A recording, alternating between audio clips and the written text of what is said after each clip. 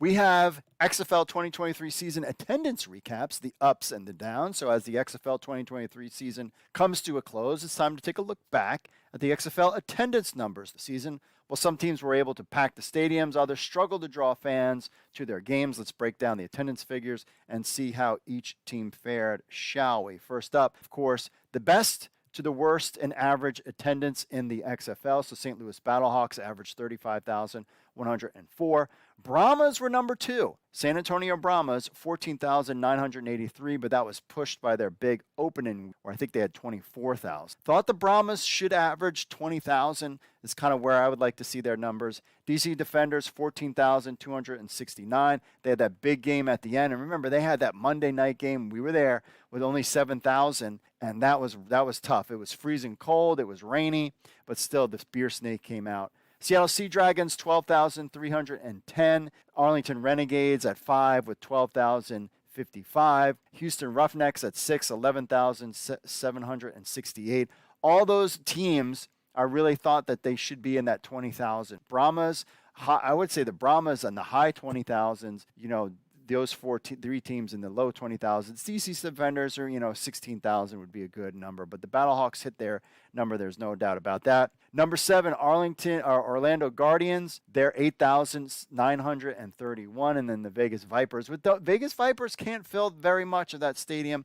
They were at 6,020. They were at the bottom of the list. But I think that stadium, I believe, can only hold 11,000. So it's not horrible. We like to maybe see Vegas Vipers at around 8,000. But we definitely can take a look at these numbers when we head into 2024. The Battlehawks are still strong showing this year with impressive average attendance of 35,000. We talked about it.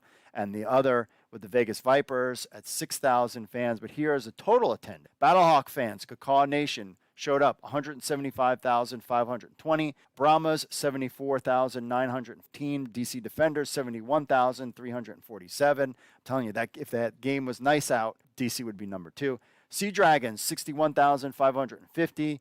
Renegades, 60,274. Houston Roughnecks, very disappointed in the 58,838, especially such a good, exciting team to watch. Orlando Guardians, 44,656, and then the Vipers at 30,104. So the highest average weekend attendance occurred in Week 9, with a total of 75,816 fans attending games. The weekend's standout game, of course, was the Seattle Sea Dragons versus Battlehawks, which drew an impressive crowd of 32,142. You think that would have been the biggest game, but there was a lot going on in St. Louis that time. The highest attended game was Week 4, with 38,310 fans filling the dome for the Arlington Renegades, St. Louis Battlehawks. That was their home open. On the other hand, the lowest average weekend attendance took place in Week 7, with only 36,097 fans in games. The lowest attended game during that time was the Brahmas Vipers, with 6,041 fans in the stands. The lowest attended game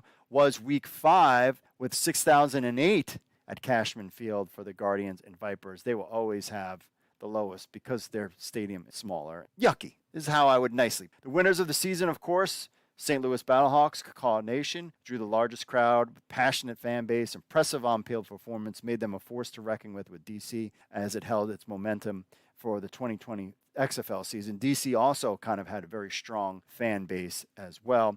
Sea Dragons, Brahmas, Guardians, Renegades, and Roughnecks were below their 2020 XFL and AAF numbers. Remember, San Antonio had the Commanders, and Orlando had the Apollos in the AAF, and they drew in the 20,000 before, of course, they went out in Week 9. In the short XFL 2020 sample size of the Dragons, Renegades, and Roughnecks, so that's where that number's coming. On the flip side, the Vegas Vipers struggled to attract fans throughout the season with the lowest average in total attendance number. It's clear the Vipers have some work to do in order to improve their fan engagement and on-field performance. But hey, we think that there could be big things on the horizon for these Vipers. So in conclusion, the 2023 XFL season saw a mix of ups and downs in terms of attendance. While some teams flourished, others struggled to draw fans. It will be interesting to see how the league and its teams work to improve these numbers in the upcoming 2024 season. And also remember that these staffs will now be in place from now all the way until basically next January, when we start this whole craziness again. I mean, we still have playoffs to basically build the fan base and really get things going. And hopefully we can see numbers like we did in 2020.